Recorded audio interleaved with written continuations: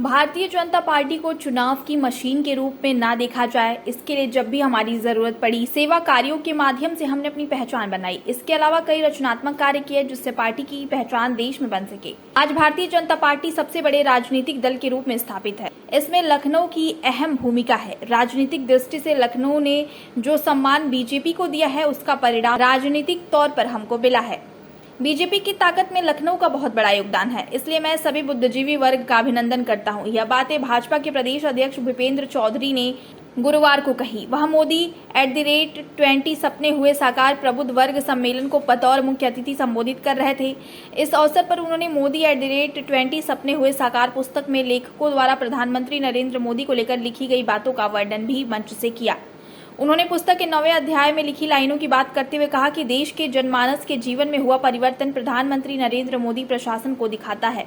इस दौरान पुस्तक में लिखी एक बात का विशेष तौर पर वर्णन करते हुए उन्होंने कहा कि पोलियो बीमारी का टीका तब आया जब बीमारी पर नियंत्रण पाया जा चुका था, लेकिन कोरोना काल में हमारे वैज्ञानिकों ने समय रहते जिस तरह कोरोना रोधी टीके का निर्माण किया, जिससे विदेशी टीके की निर्भरता कम हुई और स्वदेशी टीके से बड़ा टीकाकरण अभियान शुरू किया गया।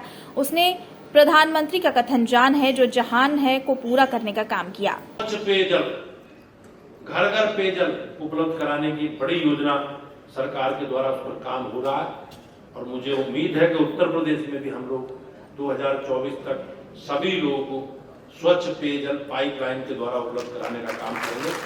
बहुत बड़ी योजना, माननीय मुख्यमंत्री जी भी इस पर लगातार विभागीय अधिकारियों के साथ मिलकर इस काम की गति को आगे बढ़ाने का काम कर रहे हैं। मोदी एक ऐसा व्यक्ति जिस पर जनता मुश्किल दौर में भी विश्वास कर सकती है। हम लोग बार बार कहते हैं कि हमारे नेतृत्व में जनता का विश्वास, ये कहना है अनुपम खेर जी का, जिनकी पुस्तक के 11वें अध्याय में की गई। इस अध्याय में लेखक ने उन बातों को ध्यान केंद्रित किया जिससे यह सिद्ध होता है कि संकट के दौर में भी मोदी जी की असाधारण शासन शैली और उनकी नवीन सोच एवं रणनीतियों से देश में विषम परिस्थितियों उबारने में देश कामयाब रहा है। 26 जनवरी 2001 को जब कच्छ में भूकंप आया तब मोदी जी अपने गृह राज्य के पुनर्निर्माण के लिए कई सप्ताह तक एक स्वयंसेवक के रूप में जमीन पर काम करते थे।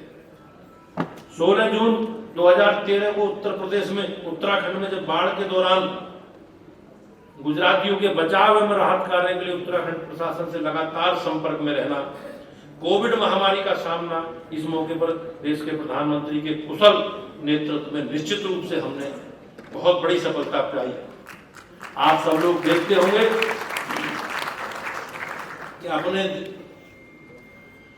देश में बड़े स्तर पर पोलियो की बीमारी बहुत लंबे समय तक देश के वैज्ञानिकों के लिए बहुत बड़ी बात है। प्रधानमंत्री जी के नेतृत्व में हम लोगों ने विदेशी टीकों पर निर्भरता खत्म करके अपने स्वदेशी टीकों का निर्माण करके एक बड़ा टीकाकरण अभियान संचालित करने का काम किया।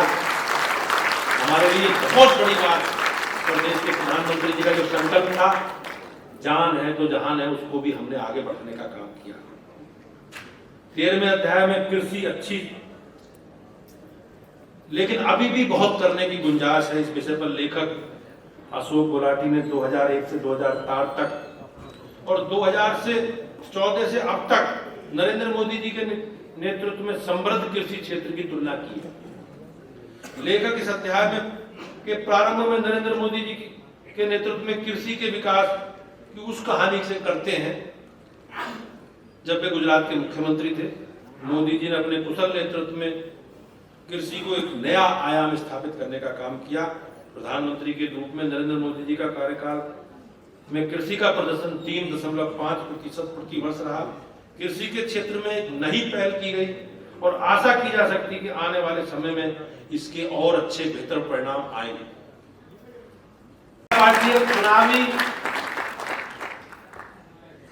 मशीन के रूप में न देखा जाए, इसके जो पूरा सार हम लोगों ने लंबे समय तक जब देश को हमारी आवश्यकता पड़ी है तो हमने अनेकों सेवा के कामों के माध्यम से भी अपनी पहचान बनाई। हमने अपने रचनात्मक कार्यों से भी देश में अपनी पहचान बनाई और आज भारतीय जनता पार्टी एक बड़े राजनीतिक दल के रूप में, सबसे बड़े राजनीतिक दल के सामने स्थापित है, उसमें आप सबकी महती भूमिका है।